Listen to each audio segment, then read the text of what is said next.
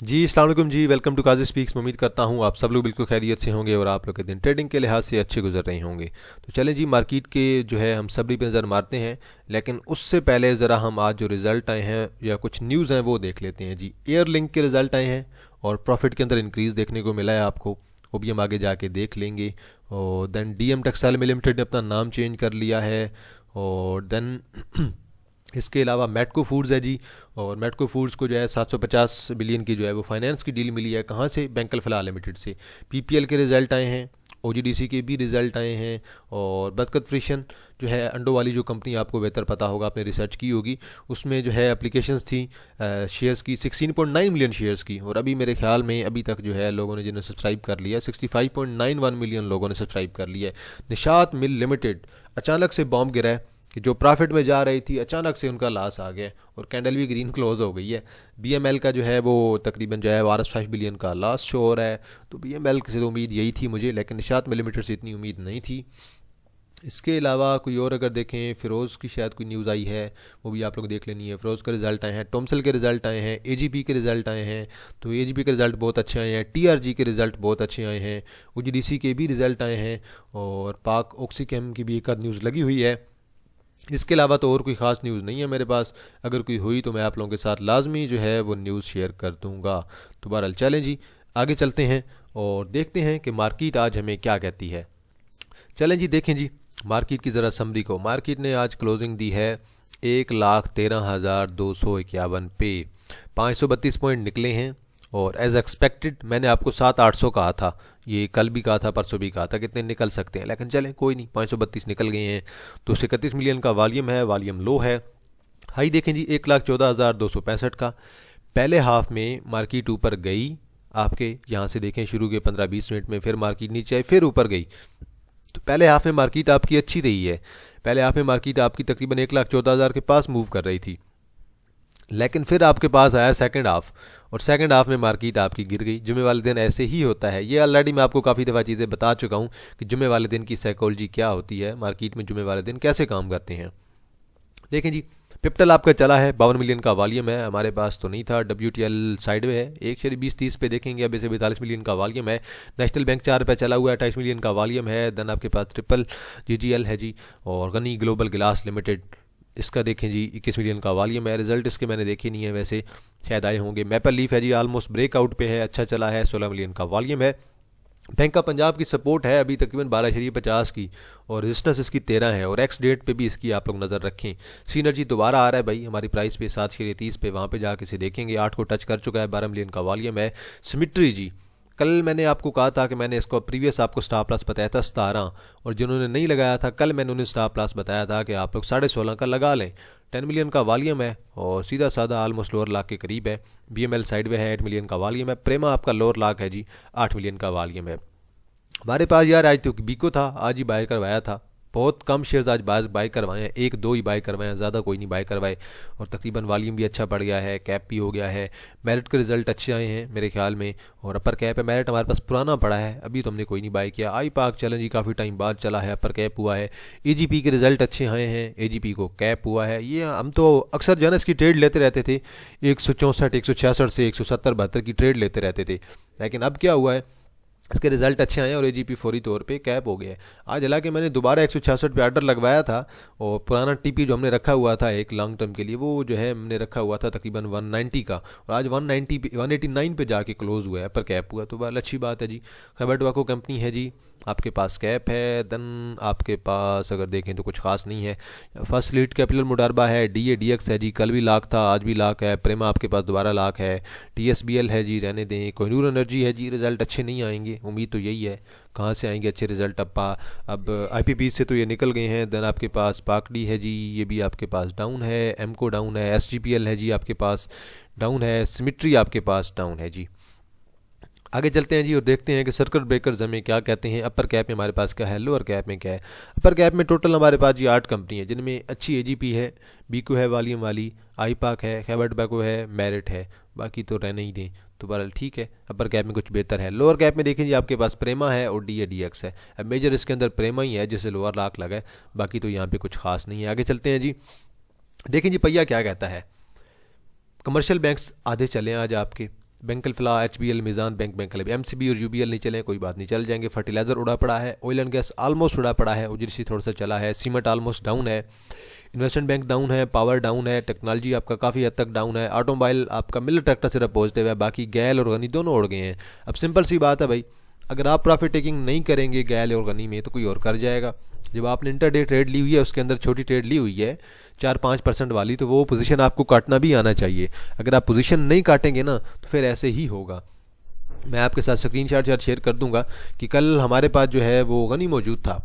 तो गनी जब हमारे पास मौजूद था ना, तो मैंने कल जो है जब गनी का देखा है तो मैंने तब उन्हें बोला कि यार इसे ना अब निकाल दो। मैंने 2 प्राइसेस पे निकलवा दी है, तो अब उनमें से काफ़ी मेंबर जो उन्होंने नहीं निकाला। अब ये मैं आपको सिर्फ जो चीज़ एक्सप्लेन करना चाह रहा हूँ, ये लैक ऑफ इंटेंट होती है। अब ये देखें तकरीबन 15.43 की जो है इसकी PSI है, लेकिन कल मैंने देखा है कि तकरीबन 670 पे रजिस्ट कर रहा था, वहाँ पे मैंने थोड़ा निकलवाया है। और बाकी मैंने तकरीबन बोला है जब ये 690 से ऊपर गया, मैंने कहा 690 से 700 के दरमियान निकाल दो इसे। अब मेजर लोगों ने नहीं निकाला, आज आ गया 653 पे। अब ये जो है ना, ये अब आपकी स्ट्रेटजी होनी चाहिए ना। आपने ये सोचा हुआ है कि मैंने शेयर को इंटरडे के लिए रखा हुआ है, तो देन आपने उसे इंटरडे के अंदर सेल करना है ना। अगर आपने उसे रखा हुआ है लॉन्ग टर्म के लिए, देन आप लॉन्ग टर्म के लिए रखें। जब आपने इंटरडे के लिए रखा हुआ है तो आपको इंटरडे के अंदर शेयर्स को सेल करना भी आना चाहिए। तो ये एक किस्म की लैक ऑफ इंटेंट समझ लें, या फिर जिसे कहते हैं प्रैक्टिस की कमी समझ लें। तो ये वही बात है कि इंटरडे जब आप ट्रेड ले रहे हैं तो देन आपको उसे एग्जीक्यूट करना भी आना चाहिए। सिर्फ अच्छा शेयर बाय करने से आप कभी भी जो है वो एक्सपर्ट नहीं बन सकते हैं। अच्छे शेयर्स को अच्छी प्राइस पे बाय करके अच्छी प्राइस पे सेल करना भी आपको आना चाहिए। बहरहाल देखें जी, ऑयल एंड गैस में PSO आज दोबारा डाउन है। फूड आज में मेरे ख्याल में आज शायद जो है BNL के शायद रिज़ल्ट आए हैं, वो भी देख लेते हैं जी। BNL के रिज़ल्ट शायद मेरे ख्याल में BNL के अंदर आज वॉल्यूम बहुत अच्छा पड़ा हुआ था, 1 मिलियन से ऊपर का वॉल्यूम था और अच्छी मूव भी आई थी, लेकिन एंड पे नीचे क्लोजिंग दे गया है। ये तो मेरी नज़र थी इस पर, लेकिन ठीक है 15.50 पे क्लोजिंग दी है। चलें अच्छा है, मैंने 15 पे दोबारा उठवा लिया था वैसे आज, जैसे BNL को 1.24 की PSI है और मैंने 15 पे दोबारा उठवा लिया था आज, इसीलिए कि मुझे लग रहा था कि रिज़ल्ट अच्छे आए हैं।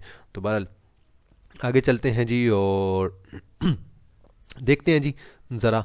फूड में तो चले मैटको भी चला ही होगा। फार्मा के रिज़ल्ट आए हैं जी, फार्मा के रिज़ल्ट देखते हैं जी ज़रा। आज बिग बर्ड फूड लिमिटेड का रिज़ल्ट आया है एक, तो सर्ल का तो मुझे पता है तबाही होनी है। बिग बर्ड फूड के रिज़ल्ट को छोड़ें जी, पहले ज़रा इसे बिग बर्ड फूड, सॉरी मैंने लिख दिया, BF बायो लिखना था यार, BF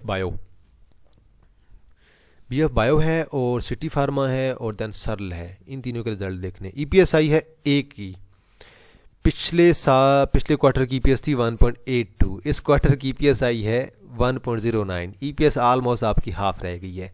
चलें जी आगे, सिटी फार्मा लिमिटेड देखते हैं जी। सिटी फार्मा ने क्या जो है वो अचानक चढ़ाया है। सिटी फार्मा लिमिटेड की PSI है 1.12, पिछले क्वार्टर की EPS थी 0.88, पिछले साल की EPS थी 3.65। अगर साल से कंपेयर करके देखा जाए या क्वार्टर से भी कंपेयर करके देखा जाए तो मेरे ख्याल में तो EPS जो है वो सिटी फार्मा की अच्छी आई है, लेकिन मे भी लोग कोई ज़्यादा एक्सपेक्ट कर रहे होंगे, डिविडेंड वगैरह भी एक्सपेक्ट कर रहे होंगे। तो बहरहाल क्या कर सकते हैं, रिज़ल्ट इतने ही आने थे इनके, कोई एक्स्ट्रा ऑर्डिनरी रिज़ल्ट इनके नहीं आने थे।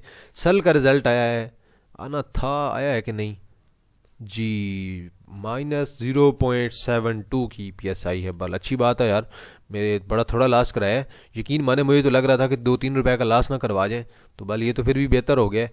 मुझे तो वो यकीन माने यही लग रहा था कि 2-3 रुपये का लॉस करवाएंगे। चले आने दें, अब देखेंगे इसे, ये 77 पे देखेंगे या फिर देखेंगे 65 के राउंड अबाउट, अभी से ज़रा नीचे गिर लेने दें, इसे एक प्राइस पे एडजस्ट हो लेने दें। यार GGL का तो नहीं आया रिज़ल्ट, इसका मुझे आइडिया नहीं है, देख लेते हैं। हाँ GGL का रिज़ल्ट आया है जी, 0.43 की PSI है मेरे भाई, अच्छी PSI है, बहुत स्ट्रॉन्ग EPS है और उन्होंने कारकर्दगी दी है कि भाई हम भी काम करने वाले हैं, बहुत अच्छी EPS दिखाई है इन्होंने। तो बहरहाल यार ये गनी के जो भी शेयर है ना, ये सारे परफॉर्मेंस के लिहाज से बहुत आउटस्टैंडिंग है भाई, परफॉर्मेंस से लेके आते हैं।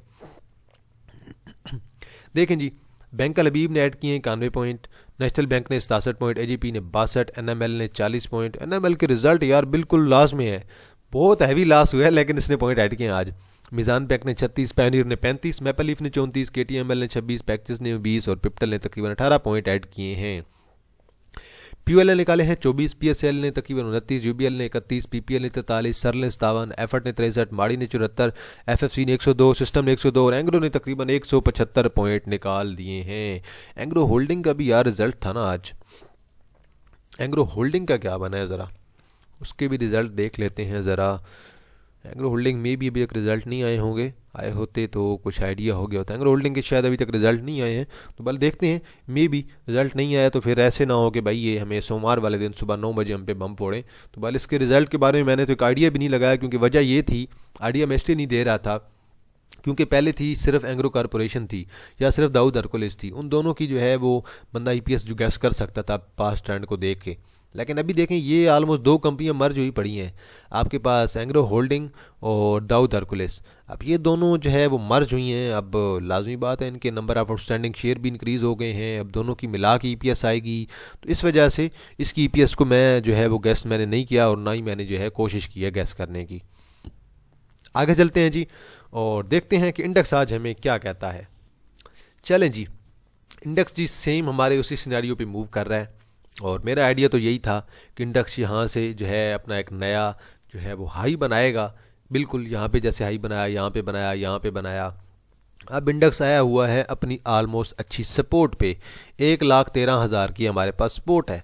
अब देखते हैं कि 1,13,000 पे अगर इंडेक्स रुक जाता है, 1,13,000 से मुराद ये है कि हज़ार जो है वो 100-200 पॉइंट ऊपर नीचे हो सकता है, पर ये यहाँ तक भी आ सकता है, तकरीबन 800 इसे कह लें या 850 कह लें, 900 कह लें, बहरहाल आप इसे 1,12,000 और 800 कह सकते हैं कि यहाँ तक जो है इंडेक्स अगर यहाँ से विक लगा के ऊपर की तरफ निकलता है तो फिर मेरा अगला टारगेट जो है वो तकरीबन ये राउंड अबाउट 1,16,5 पे होगा, 1,16,500 पे होगा। डेली की कैंडल की बात करें तो वो भी देख ही लेते हैं। डेली की कैंडल यकीनन आज की रेड ही पड़ी है जी, बिल्कुल रेड कैंडल है, छोटी सी, ज़्यादा बड़ी नहीं है। और वॉल्यूम की बात करें तो तकरीबन 231 मिलियन का वॉल्यूम पड़ा है। तो बहरहाल एक्सपेक्टेड था कि इंडेक्स ने नीचे आना है और मेरी एक्सपेक्टेशन के मुताबिक नीचे गिरा है, बिल्कुल 100% मेरी जो एक्सपेक्टेशन थी ना उसी के मुताबिक जो है इंडेक्स हमारा नीचे गिरा है। बोले यार ये ज़्यादा मैंने कचरा ड्रा करके रखा हुआ है, हटा देते हैं यार इसे भी। तो बहरहाल इंडेक्स इंशाल्लाह हमारा परफॉर्म करेगा और रमज़ान आने वाला है भाइयों मेरे, तो इसलिए अब आपको जो है वो थोड़ा एहतियात करना पड़ेगा, क्योंकि रमज़ान में एक तो वॉल्यूम बहुत कम हो जाता है, रमज़ान में मार्केट आपकी स्लो हो जाती है। और मैं इंशाल्लाह आप लोगों के साथ कल जो है कल की जो वीडियो होगी इंशाल्लाह हफ्ता एतवार की, उसमें मैं आप लोगों के साथ जो है वो टाइमिंग भी रमज़ान की शेयर कर दूंगा। आगे चलते हैं जी, कुछ शेयर्स हैं वो देखते हैं। माड़ी देखें जी दोबारा 548 पे आ गया है और अब 1 आवर पे तो डाउन है, लेकिन स्टिल अभी देखना यह है कि 550 पे रुकता है कि नहीं। 545 से 550 की सपोर्ट है ना, अब ये कल की मैंने टार्ट ड्रा करके रखा हुआ है, ये आज का नहीं है। अब 545 पे रुक गया तो ठीक है, अदरवाइज़ जो है नेक्स्ट जो है 520 का हमारे पास स्टॉप होगा। तो एहतियात के साथ काम करें। माड़ी पेट्रोलियम की लॉन्ग टर्म की जो वीडियो है वो मैं स्क्रीन पे ऐड कर दूंगा, वो आप लोगों ने बेशक देख लेनी है। और माड़ी पेट्रोलियम को मैं अगर इस प्राइस पे मैंने बाय करना हुआ ना तो मैं यहाँ पे 10% बाय कर लूँगा और 20-30% मैं जो है 520 पे बाय कर लूँगा और देन मैं इसकी नेक्स्ट बोर्ड मीटिंग का वेट करूँगा। तो बहरहाल लॉन्ग टर्म की वीडियो जो है मैं आप लोगों के साथ स्क्रीन पे शेयर कर दूँगा एंड पे। देन आपके पास है जी POL, आज जी वॉल्यूम पड़ा है 1,93,000 का।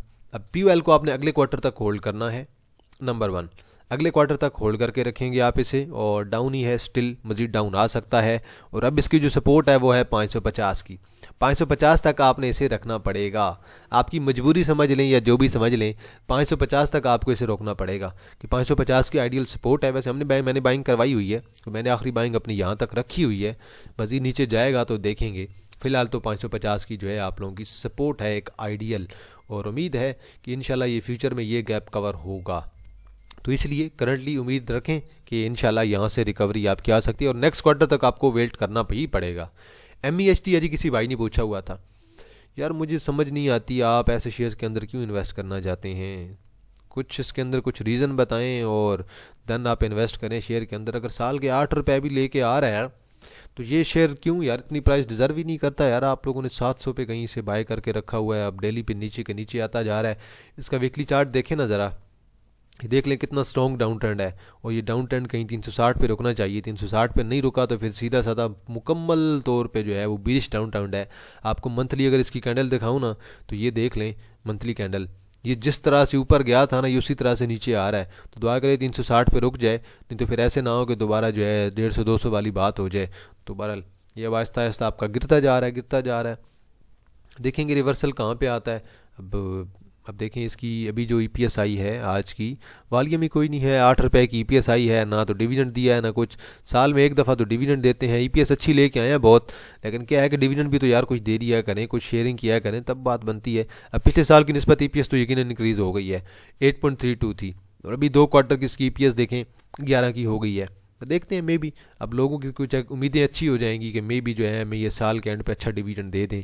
अगर 15-20 रुपए कमाते हैं तो 10 रुपए क्या पता हमें भी दे दें। तो बहरहाल ये कभी कभार ये देख लें, यहाँ पे 31-32 भी कमा रहे थे, और यहाँ पे इनकी अगर अर्निंग देखें तो यहाँ पे तो इनकी अर्निंग बड़ी आउटस्टैंडिंग आई हुई थी। टेक्सटाइल वालों की आजकल वैसे भी ईपीएस कोई नहीं आ रही है यार, असल में इशू भी ये, इनका भी कोई मसला नहीं है। देख लें निशात में लिमिटेड कोई देख लें, तो ज़रा सब्र करें, इसके रिवर्सल आने दें। निशात में लिमिटेड जी ईपीएस आई है -8.89, और करंट ईयर बनी है हाफ ईयर की 2.24 की बनी है। पिछले क्वार्टर की ईपीएस थी 6, और अभी क्वार्टर की आ गई है माइनस, और शेयर स्टिल आपका पॉजिटिव है। इसे कहते हैं इन्वेस्टर्स, इन्वेस्टर ने गिरने ही नहीं दिया। तो यही इन्वेस्टर की स्ट्रेटजी होती है। रिजल्ट आया है, इन्वेस्टर इसे बूस्ट कर गए हैं। हालांकि टेक्निकली ये होना चाहिए था कि यहाँ पे जब रिजल्ट आया है, यहाँ पे इसे यहाँ से गिर जाना चाहिए था और सीधा साधा दोबारा 90 पे आ जाता, लोअर लाक मारता। लेकिन क्या हुआ है, इन्वेस्टर जो है वो अपने हिसाब से चलते हैं, वो जो है हमारे हिसाब से नहीं चलते हैं, और आजकल ये ऐसे ही कर रहे हैं। जिस कंपनी के रिज़ल्ट अच्छे आते हैं उसे गिरा देते हैं, जिस कंपनी के रिज़ल्ट बुरे आते हैं उसे ऊपर ले जाते हैं। फ्लैंक सीमेंट का जो रिज़ल्ट आया है और 0.08 की ईपीएस आई है, चलें कुछ ना कुछ पॉजिटिव ईपीएस देखने को मिल रही है आजकल। और पिछले साल की ईपीएस इनकी थी 0.07 थी, और अभी हो गई है 0.12 हो गया। तो उम्मीद है कुछ ना कुछ पॉजिटिविटी आई है इंटरेस्ट रेट के कम होने की वजह से। ये कहाँ तक जा सकता है जी, 28.5 29 और उसके बाद 30 से 31 की तरफ ये शेयर आपका जा सकता है। करंटली अच्छी मूव के अंदर है, और लगातार 5 जो हैं वो रेड कैंडल आपके पास ग्रीन कैंडल पड़ चुकी हैं। आज वैसे मैंने इसके अंदर एंट्री दिलवाई हुई थी तकरीबन इस लेवल के करीब ही, तो बल देखता हूँ इंटरडे थी इसके अंदर और ऑलमोस्ट हिट हो भी गई होगी। देन जी आपके पास टोमसल का रिजल्ट आया है। टोमसल के राइट शेयर तो चले आ गए हैं मार्केट के अंदर, उसे छोड़ दें। अब आ गई है जी बात आपकी इसकी जो ईपीएस आई है। पिछले क्वार्टर की ईपीएस अच्छी थी, इस क्वार्टर की ईपीएस के अंदर अच्छा खासा इंक्रीज देखने को मिला है। 1.32 की ईपीएस थी, पिछले क्वार्टर की ईपीएस थी 1.15, इस क्वार्टर की ईपीएस आपकी बनी है राउंड अबाउट 1.32। बहुत अच्छी ईपीएस है, और जिसे कहते हैं कि स्ट्रॉन्ग वर्किंग की है इन्होंने। बिल्कुल ऐसे ही है यार, जो वर्किंग जो है ये करके दे रहे हैं और ईपीएस लेके आ रहे हैं, और अच्छी आउटस्टैंडिंग ईपीएस है, और बहरहाल सेटिस्फैक्ट्री है यार ईपीएस, बंदा ये कह सकता है। तो ये यहाँ पे ईपीएस कितनी आई है, 1.32 आई है, और यहाँ पे कितनी आई है, 1.15 आई है। तो यार ये इन्होंने ईपीएस कैसे निकाली हुई है अगर पिछले की 1.15 है और यहाँ पे 1.32 है, 2.30, तो ये तो 2.45 के राउंड अबाउट बन रही है। तो वाली ये मुझे कुछ समझ नहीं आ रही इनकी कहानी, इन्होंने 2.31 कैसे निकाली है।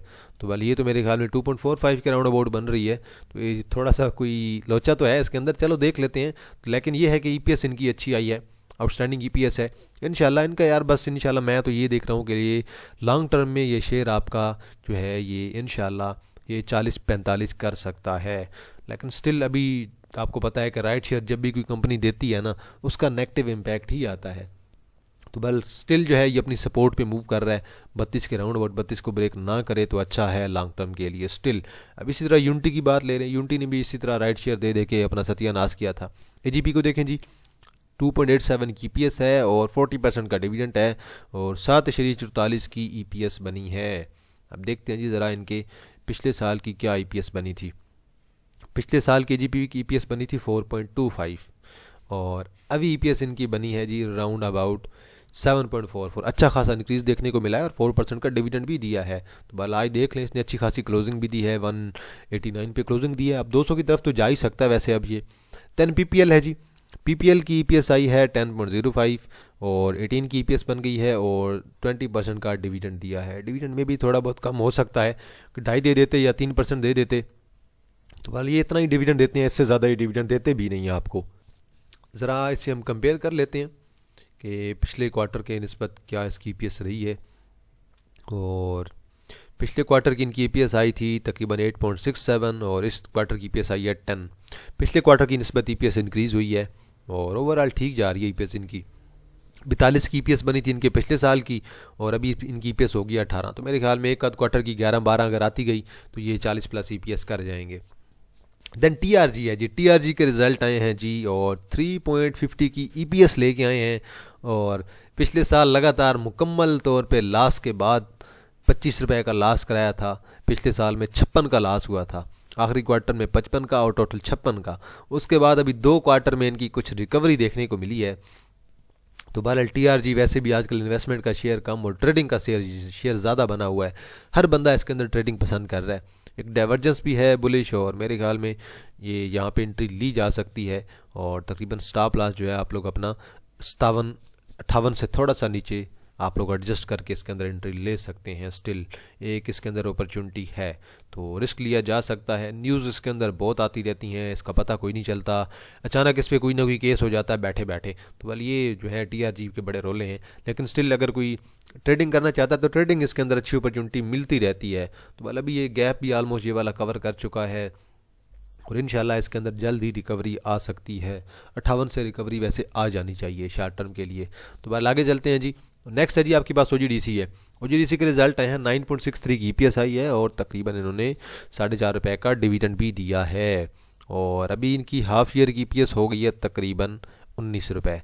पिछले साल की ईपीएस देखें 9.54, पिछले क्वार्टर की इस क्वार्टर की थोड़ी सी इंक्रीज़ हुई है, बिल्कुल मिनिमम सी इंक्रीज़ हुई है, ज़्यादा इंक्रीज़ नहीं हुई है और उससे पिछले क्वार्टर की निस्बत तो ज़्यादा इंक्रीज़ हुई है। 2024 की इनकी ईपीएस थी तकरीबन राउंड अबाउट आपकी 48 और अभी इनकी हो गई है 19 और 48, मतलब कि इन्हें एक आध क्वार्टर जो है वो अच्छा लगाना पड़ेगा। एक आध क्वार्टर अगर इनका 15 का लग जाता है तो फिर मेरे ख्याल में ओजीडीसी की ईपीएस अच्छी खासी इंक्रीज़ हो जाएगी। ईपीएस जमा तो अच्छा हो रहा है आपका, ओजीडीसी बहुत अच्छा जमा हो रहा है, पीपीएल आपका बहुत अच्छा जमा हो रहा है। लॉन्ग टर्म के लिए स्टिल आपके ये शेयर अच्छे हैं जी। तो बहरहाल ये कुछ शेयर्स थे जिनके आज हमने रिज़ल्ट वगैरह भी देख लिए हैं और इंशाल्लाह मैं आप लोगों के लिए माड़ी की जो वीडियो है लॉन्ग टर्म की स्क्रीन पे ऐड कर दूंगा जी। तो एंड पे अनाउंसमेंट करते हैं जी प्रीमियम ग्रुप की। अगर किसी ने ज्वाइन करना है, ये हमारा प्रीमियम ग्रुप है, इसकी 1500 फीस है। नीचे मेरा व्हाट्सअप नंबर मेंशन है 031662653730 0316 62 65 ग्रुप के अंदर डेली की 3 से 4 इंटरडे कॉल होती हैं, महीने की 12 से 15 इन्वेस्टमेंट की कॉल और इसी तरह महीने की 12 से 15 स्विंग्स की कॉल होती हैं। तो जिसने भी ज्वाइन करना है आप लोग व्हाट्सएप पे रब्ता करें, मैं आपको सारी डिटेल्स प्रोवाइड कर दूंगा। तो आज के लिए इतना है जी। तो इंशाल्लाह जी आप लोगों के साथ दोबारा मुलाकात होगी एक नई वीडियो के साथ। तब तक आप लोग अपना ख्याल रखिएगा। अल्लाह हाफिज़, फ़ी अमानिल्लाह।